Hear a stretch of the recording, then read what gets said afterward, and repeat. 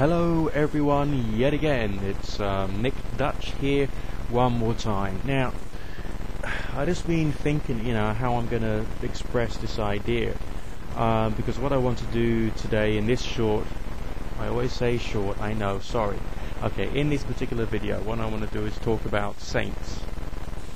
Now, of course, you got two different types of saints. There's those who've achieved wonderful things in their life, people like Gandhi, Mother Teresa, and all that kind of stuff. But I'm talking about the saints who have either had or have claimed to have some variety of spiritual or supernatural type experience. The way I would like to explain this is in terms of, I suppose, language. If you were in charge of, let's say, a monastery which had a number of monks in it. One of them happened to be a bit of a fanatic, did an awful lot of his devotional exercises, prayer and meditation, for instance. And as a result of that, after a long period of time, strange things started to happen. The monk in question could, levitate, see the future, heal the sick, whatever it was. You as the person who's running the monastery, you as the person who's involved with that particular religion, would be most inclined to say, this is the power of our deity, which is doing this and has blessed this one particular person. The reason for you to say that would be, firstly, because it will be a wonderful bit of public relations, and you'll probably get lots of people seeing your monastery as a shrine, and you get lots of lovely money coming in so you can mend that roof which has been dripping for years. Number two, it would help to reinforce the political power and dominance of your particular religion over the masses.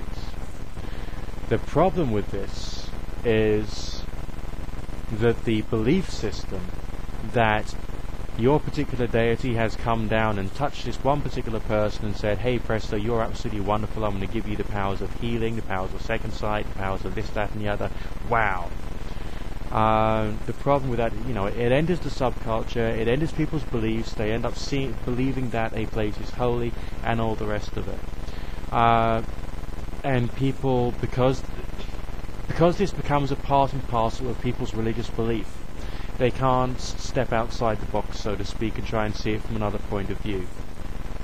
People of a dogmatic religious persuasion would then take this upon themselves as not only an article of faith, but something which is a fact, that the deity had chosen that particular person, and zap, they've then got the powers of this, that, and the other. My attitude is quite different, alright? So instead of top-down processing, it is God, he has done this, he has touched this person therefore has this power because God says so. I feel it's the other way around. This hypothetical monk in this hypothetical monastery, through being totally devoted, totally dedicated, has been through doing chanting, prayer, all of which has imagery associated with it, and could be part and parcel with, or analogous to, and or fortified with visualization exercises, could reach the point of becoming a mind-altering exercise. As I've already pointed out, the natural sciences demonstrate that people who do meditation actually change the structure of their brain. So, this particular hypothetical monk in his hypothetical monastery would be changing his hypothetical brain's shape, size, structure, and function. The result of this would be an abnormal brain. People with abnormal brains should be able to think differently than normal people. People with abnormal brains could, in theory, be able to act differently than normal people. And therefore the miracles of second sight, healing, prophecy, all the rest of that, could well be much more a result of this particular hypothetical monk's activities, magical activities, as I would call them, rather than the influence of a deity or supreme being. Now, what does that mean to you? What does that mean for you? Well, if you are someone who is religious, then obviously you fit your religion around your working day. Obviously, you got a job, you got to look out for money, you got to pay your rent, got to pay your bills, you got to feed yourself, all the rest of that stuff.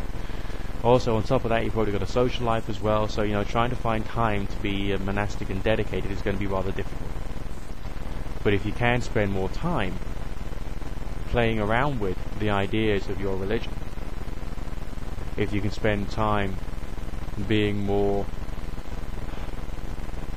I suppose, devotional, changing the moods which you use when you're doing your prayer and meditation, and you do enough of them, maybe you will eventually be able to start to achieve, to a certain degree, something of an abnormal nature.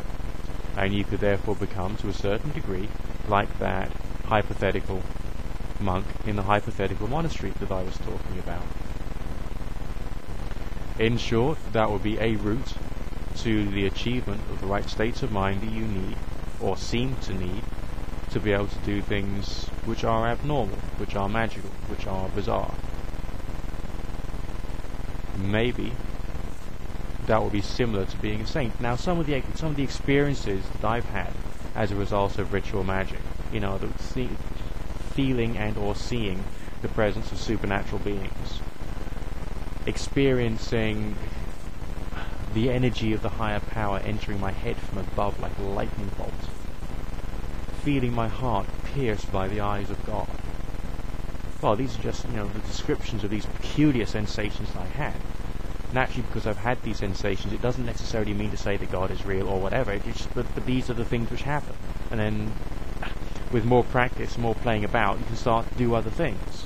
Naturally, human skill is variable, and you can't always guarantee you're going to get results. But it sure is hell a fun thing to play around with. All right. And if you're not a person of a religion, of a faith of any type, then you can just fake it till you make it and carry on with. You'll probably be more prone to play about with meditation, but meditation done in a state of mind which is prayerful and reverent is as close to prayer as you're going to get.